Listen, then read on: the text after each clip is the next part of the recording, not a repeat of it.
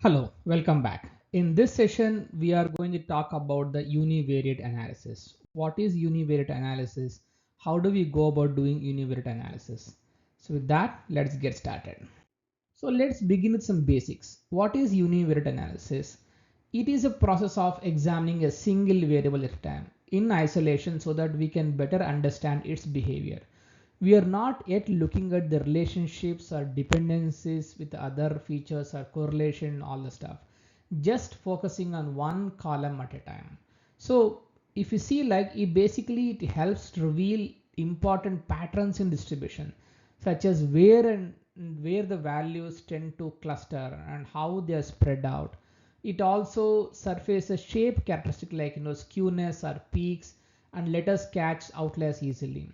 This process builds a foundational intuition about each features. So which is what's typical, what is rare, and what might be problematic. And critically, it helps detect data quality issues before you move to more complex modeling stage. And then some of the tools we use is histogram help us to see the frequency distribution and detect overall shape like whether it's symmetric or skewed. Box plot summarizes key percentiles and flag outliers visually. KD plots give a smoother view of the distribution, revealing subtle patterns or multi-model shapes. And the summary statistics, things like a mean, median, mode, skewness, kurtosis, and standard deviation help us quantify those observations. So in the end, with the for the categorical variable, we use something like bar charts or pie charts so we can understand the frequency or proportion of each category.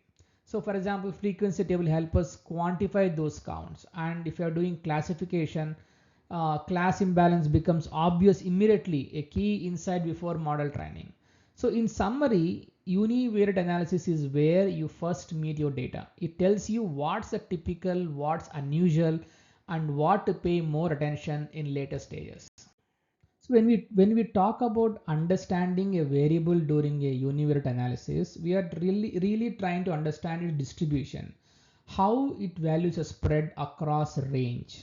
Let's break down step by step. So first of all, what is distribution? Distribution tell us how values are laid out. Are they clustered? Are they spread out? Are they skewed to one side or evenly balanced?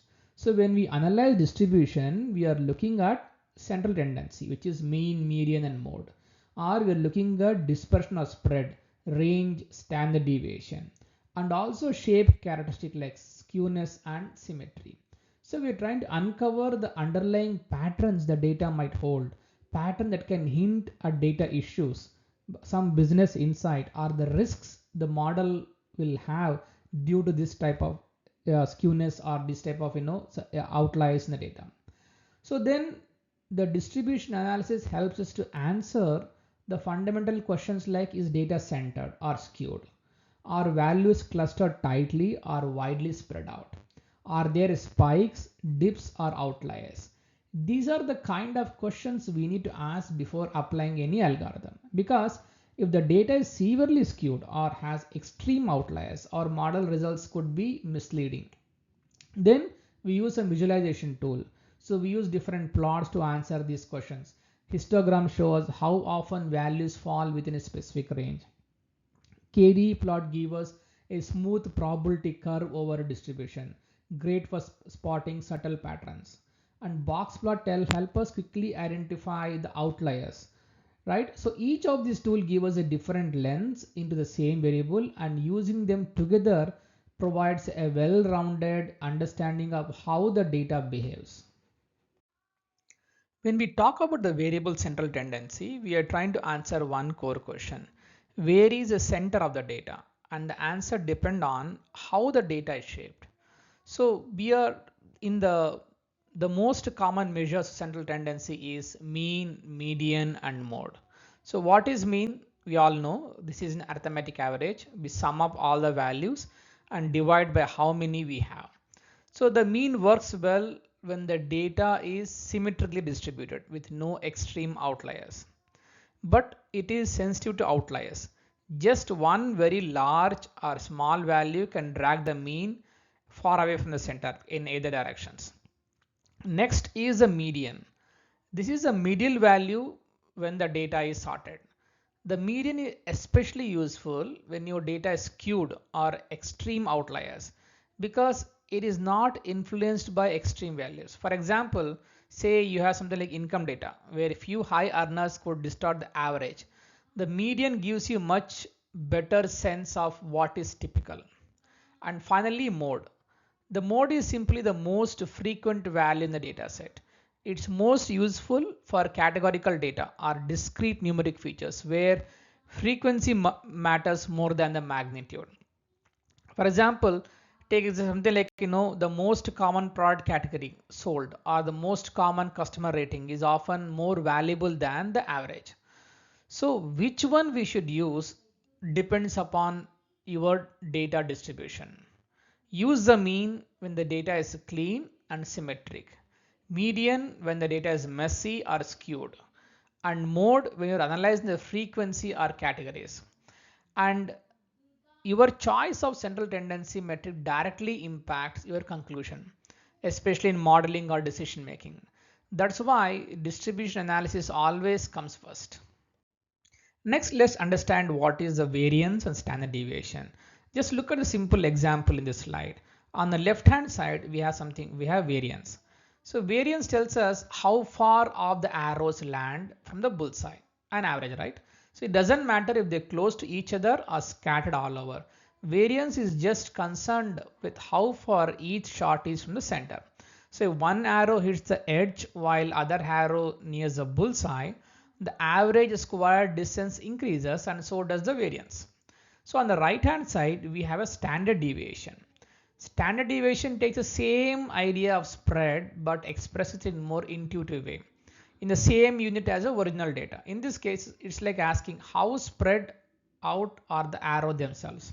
So even if arrows miss the bullseye but cluster tightly together, the standard deviation is slow. But if they are all over the place, the standard deviation is high. So if to extend this thinking further, so basically to summarize, variance is all about how far the target your arrow or an average. Standard deviation is all about how tightly or widely the arrows are grouped, regardless of where the bullseye is. So both the metrics tell you about spread, but standard deviation is more intuitive because it is the same scale as your data.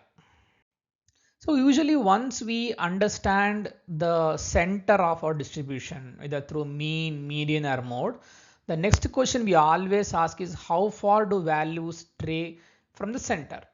That's where we look at the spread. So let's start with the range. This range is the simplest way to measure the spread.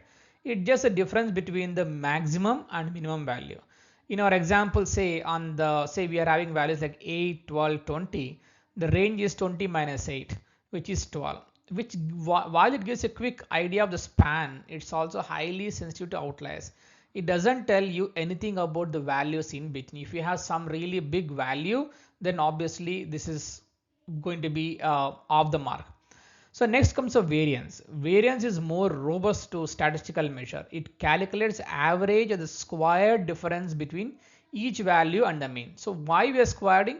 Because whether positive or negative deviations don't cancel out. So in the formula, you can see we are summing the square distance from the mean. Okay, 7.25 in this case. Then dividing by the number of values. So in this example, that gives a variance of 3.583. Then we simplify that with a standard deviation. What is standard deviation? It is just a square root of the variance. It gives us a value in same unit as the data, which makes it easier to interpret. In our example, standard deviation is 1.89, which tells us that on average, the values deviate about 1.89 units from the mean.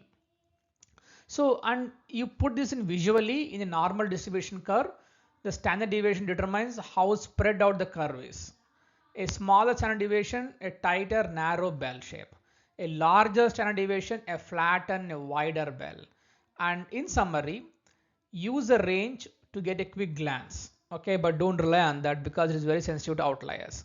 Variance to understand square deviations, and standard deviation when you want an intuitive measure of your spread. Each of this play key role in understanding the behavior of your variable and ultimately help you to identify whether it is volatile or stable, or it contains any extreme outliers. Now let's open our Jupyter notebook and then first compute the mean, mode, median, and standard deviation and variance for this data set. So as usual, we are first trying to import the NumPy Panda data sets. I'm loading this data set from my local machine. So you can see that we are just getting data set info. We have seen all these things in the previous session, so I'm not going in details. So we are just trying to see how many numerical values we are having, how many categorical values what you're having. That also we did. First we'll calculate the central tendency, which is the mean, median, mode. Because we are having 96 variables, but I want to show you only the top 10 variables features. So what we'll do is we'll compute for at least for 10 features the median, mean, median, and mode, and then we'll also compute the dispersion, which is a range, variance, and standard deviation. You can see that what is the most of the values are having minimum value is 0, maximum is 1, so the range is 1. This is your variance, this is standard deviation. I'll explain you what these values means. First we'll compute and summarize everything, and then we'll get back to slide and then summarize everything. Now this is what we could see, a comprehensive statistical summary, like first 10 features, because we're having 97 features. We are also going to in the coming sessions how to actually reduce the feature reduction also, because we are trying to understand whether any outliers are there, some data repetitiveness is there. So we're trying to understand that. After that we are going to do a thorough examination of the features and trying to see whether we can reduce some of the features. And yeah, we'll cover the skewness and cutoffs later, but this is mostly gives us the a comprehensive summary of the mean, mode, median, standard deviation for our data. Let's understand what these values means for our data set now. Now let's look at some of the metrics we computed from the notebook, just to go in deep of this. So let's see only a few of them, something like ROAC, which is a return on assets before interest and depreciation. The mean and median are both around 0.5, showing that distribution is symmetric and centered. The standard deviation is 0.06, indicating moderate variability across firms. So this tells us that most companies earn return of around 50% on this metric, with a few falling slightly above or below that range. Next, ROAA, which includes a tax effect. Here the average return is slightly higher, 0.56, but still well centered. The key takeaway is that the tax doesn't cause a major distortion. The distribution remains stable and well balanced. Moving on to the next one, which is operating gross margin. Notice the standard deviation here is very low, just 0.017. This shows us that gross margins are highly consistent across firms. It is like driven by industry norm and standardized cost structure. So the variable might not help much in whether to distinguish one firm from another, but it all suggests that a strong operational discipline across the firms. Now look at the operating profit rate. Both mean and median are essentially 0.99. This indicates that nearly all firms are reporting values very close to the upper bound of 1.0. Such a saturation suggests either the formula cap or some type of a scaling effect. In practice, what this means, this feature is usefulness in modeling, because this feature might not help us much in the modeling, because there is little variation across the firms in this metric. So that's what this EDA is helping with, that which feature to keep, which feature is not helping us, because we can go in details, we can see the mean, mode, median, and then that gives some kind of rough estimate of this. Finally, we have a non-industry income and expenditure as a share of the revenue. An average about 30% of revenue comes from non-core activities, and this figure is also very stable. So even though the variability is low, it may still be useful segmentation feature, helping us to identify firms with significant income streams. So in summary, this table is helping us to quickly spot which features offer rich variability and which one are nearly constant, which helps us in deciding which variable to retain, which one to transform, or which one to potentially drop in our modeling pipeline. Now here we are trying to summarize some of the key takeaways from the data. So first of all, we notice that all features are highly symmetric. The mean and median values are almost identical across the board. So this implies minimal skewness, or meaning more distributions are well behaved and not distort in one direction. Second, the data is either scaled or naturally bounded. So every features fall between 0 and 1, which is ideal for machine learning models. We don't need to apply additional normalization or transformation for scale sensitive algorithms. Now the interesting what we saw is tight variability in most metrics. Many of the standard deviations are less than 0.02. That's very low. It suggests that for many features, values are clustered closely together, leaving low variance. But there are some metrics like ROI metrics. They standard deviation is around 12% of the mean, which is relatively higher than rest of them. So we also flagged a duplicate column issue, something like operating gross margin and realized sales gross margin are identical. Most probably they might have derived from the same formula, or maybe a data issue where they loaded it twice. So keeping both would add a noise, so we should drop one of them, right? So this is what we are trying to this is helping us to reduce the model complexity and avoid overfitting on a noisy features. So what happens is by end of this we will have a, once we do all this EDA and then perform pre-processing, we start with a clean well scaled data, but we need to be selective in which variable we carry forward for modeling, focusing on those that offers meaningful variation. So like we are having 96 features, do we need all of them, or we need to drop some of them, or some of them we need to transform, or some of which one need to keep? That's what we need to explore as we go along. So next one is skewness. Skewness measures how asymmetric your data is. Think of distribution as a hill or a mountain. If the hill is perfectly balanced with equal slopes on both sides, it is symmetrical. This means skewness is 0. If the hill is leaning to one side, say it has a longer tail on the right, we say it's a positively skewed. The tail drags off the left, it is negatively skewed. So imagine marks students get in a school test. If the most students score well but few fail miserably, the distribution is left skewed. If most students struggle but few score very high, it is a right skewed. So skewness tells us where the drag or the imbalance in our data. It can distort the mean and affect decisions, like whether to use mean or median to summarize the data.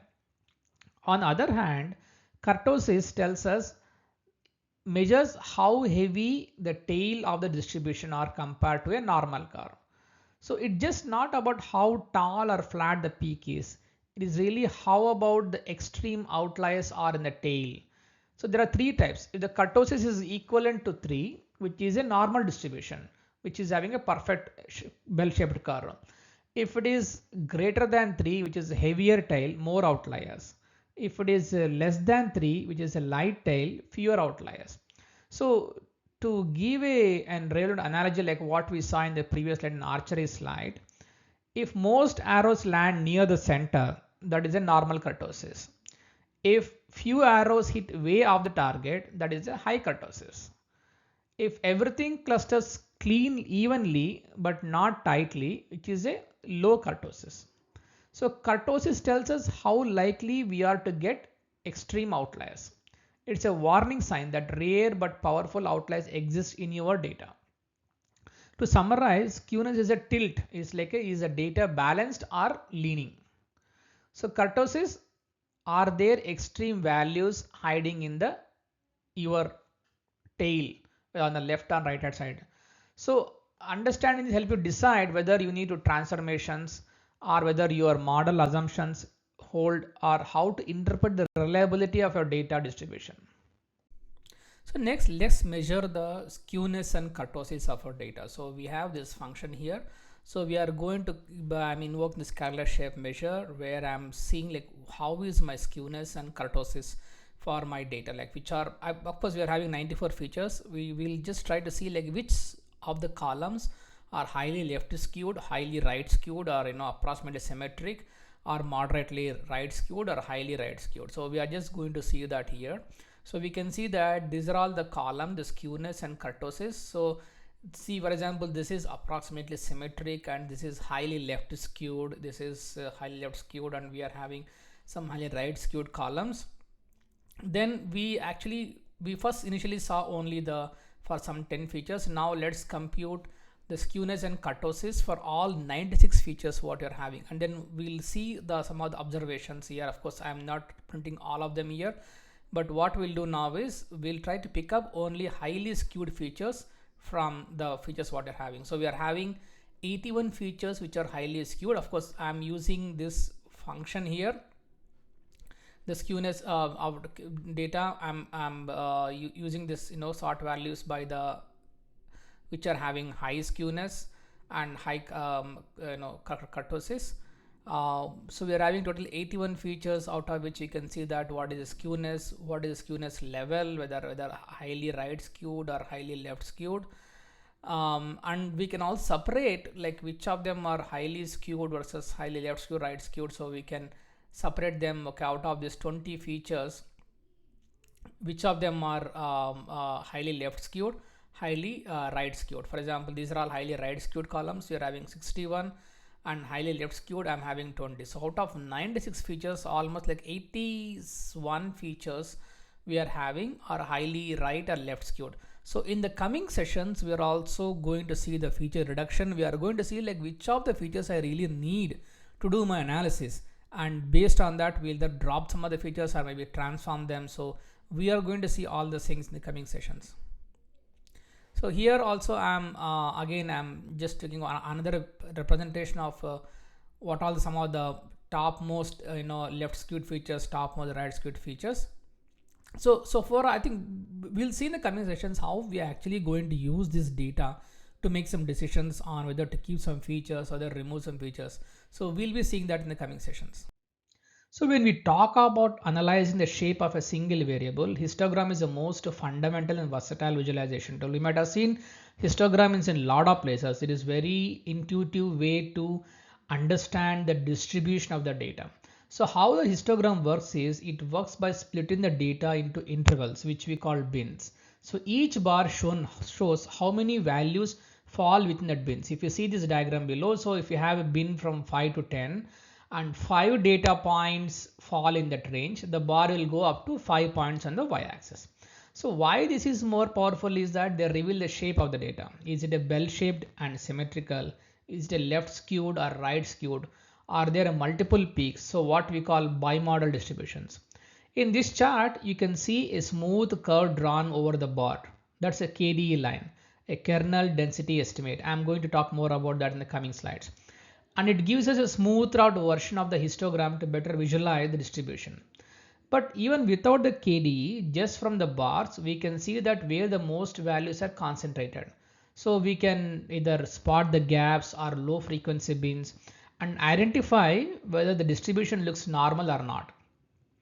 So what are some of the best use cases for histograms is that it is exploring continuous or discrete numerical variables, detecting outliers, skewness, or clusters, deciding if a transformation might be needed before modeling. So what is most important thing to remember is anytime you are doing a univariate analysis on the numeric columns, a histogram is the best first step to help you see the story that numbers are not telling you. So now let's move beyond the histogram and talk about more refined view of the data distribution or the KDE plot or kernel density estimate. So what does KDE do? A KDE plot smooth out the histogram into continuous flowing curve. Think of like a rolling average. Instead of counting how many values falls in each bin, it estimates the probability density at every point along the x-axis. So the curve you see on the right, that's a KDE, it helps us to spot the true shape of the distribution without being influenced by bin size like histogram. So why this is useful is it identifies the patterns in your data. Same thing like whether it's normal, skewed or irregular. Detecting modality, that means seeing if the distribution has one peak unimodal or more than one peak bimodal or multimodal. So if you're having a distribution where all of them are in a perfect bell shaped unimodal, And if you're having multiple peaks, like it is peaking at one place, falling down, and again peaking up. See, if you want to see that type of a bimodal or multi-modal distribution, this KD plots helps us to detect that. And then it helps you to compare the distribution. For example, you could overlay a KD curve for two variables or two groups to visually compare how they differ. So in summary, the KD plot gives us a smoother, more flexible view than a histogram, and it's perfect for making informed decisions about skewness or spread, whether transformation is needed for this particular feature. Now let's dive a little bit deep into the how the KD plot works, which is very important to understand. Now, so when you see what you're seeing on the left is a histogram, the gray bars overlaid with the three different KD curves. So one using small bandwidth, it is very jagged and sensitive to every local bump. One using a large bandwidth, it smooths everything too much and may hide details. And one in the middle, a moderate bandwidth, gives us a balanced readable curve. This bandwidth is like a lens you use to view the data. Like a narrow lens shows very small fluctuation, a wide lens flattens the view potentially, missing the nuances. So what is the key takeaway here? KD plots are incredibly useful for spotting peaks and valley in your data that histogram might miss. Detecting skewness and symmetry, identifying whether your data has one peak or multiple modes, which could indicate cluster or subgroups. So this is best used if you're having continuous variable where you want to see smooth distribution trends. Overlaying with histogram to combine the hard frequency counts, here. So while histograms are foundational, KD plots bring that fineness to to the EDA. So helping us to see what's basically beneath the surface. Understand this KD plots is slightly confusing. Even when I started learning, it was like kind of slightly. I was trying to understand like what is the difference between a histogram and KD. Both looks same. So for that, just imagine this simple example. Say you are standing in a large park at sunset. So people are scattered across the field. So your job is to figure out where people are gathered without counting them in a bucket like histogram, where people are gathered, where people are scattered, right? So what you do, step one, let's say everyone holds a candle. So each person, like a data point, lights a candle. The candle shines bright right where they are standing and fades out gently on both sides like a soft glow. So this candle is called a kernel, a little bump or a bell curve of light.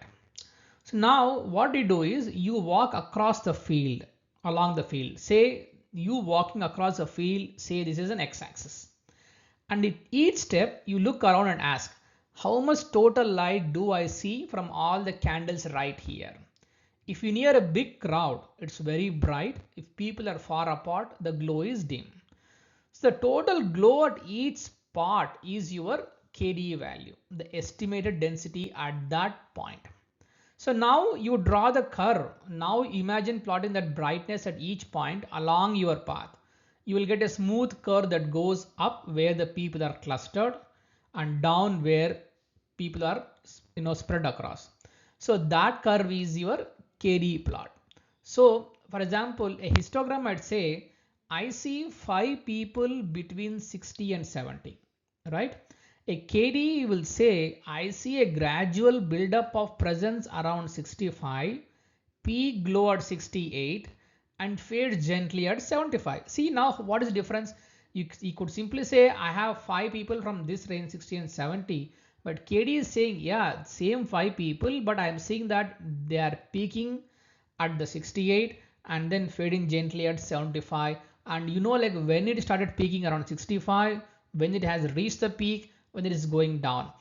That is what the KD plot advantage. It is more fluid and gives you better sense of natural distribution than a histogram. So the next type of visualization is box plots. Very important to understand the potential outliers. So which we can use box plots. So first understand the box plots. So what does a box plot show? It displays what is called a 5-number summary. Minimum, the small value not including outliers, and then Q1, the first quartile, That means 25% of the data falls below this value. Next one is median, that is second quartile, the midpoint of the data which is inside the box.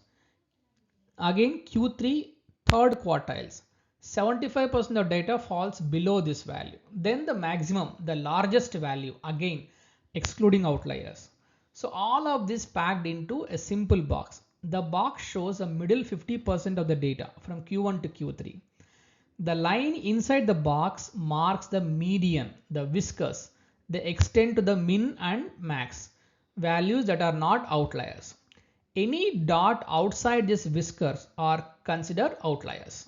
So it is great now, by now you realize that this is very great for spotting outliers.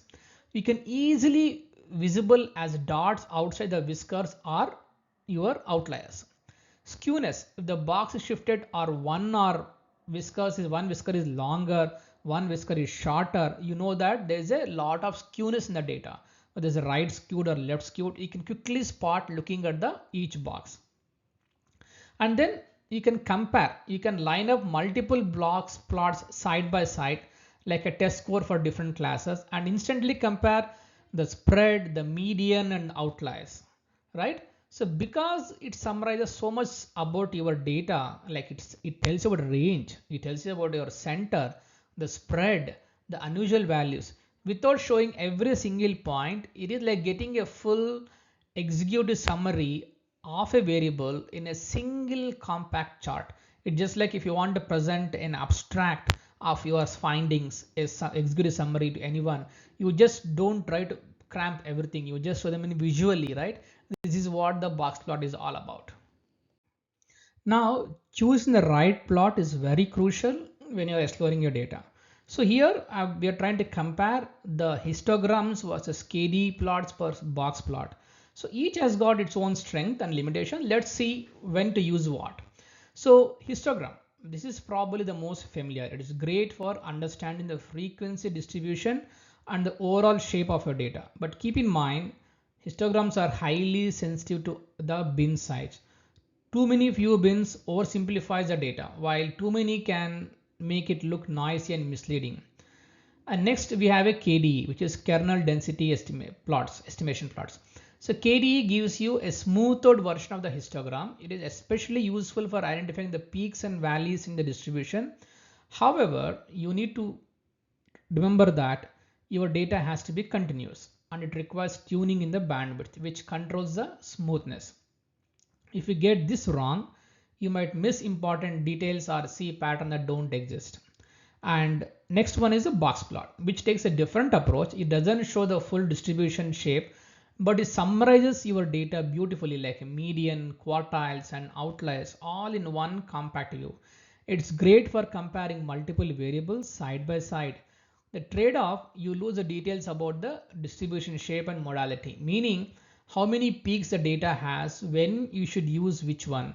That depend on analysis. A lot of times you use the combination. You first start the histogram, you see the data distribution how it is, then you want to get zoom into little bit more details, then you plot the KD plots, which gives you a smooth and curve. You will see multiple where the peaks and valleys, but you want to understand the outliers, then you want to see how the data are distributed, like how much of them is in Q1, Q2, Q3, then you will go for a box plot. So it's not like you don't use one diagram, you use multiple things. You start with the one thing and you gradually keep on adding each one of them visualization tools, to your analysis to get more fine-grained view of your data.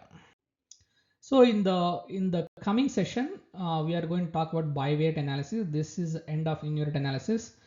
Thanks for watching. See you again in the next session, which is bivariate analysis.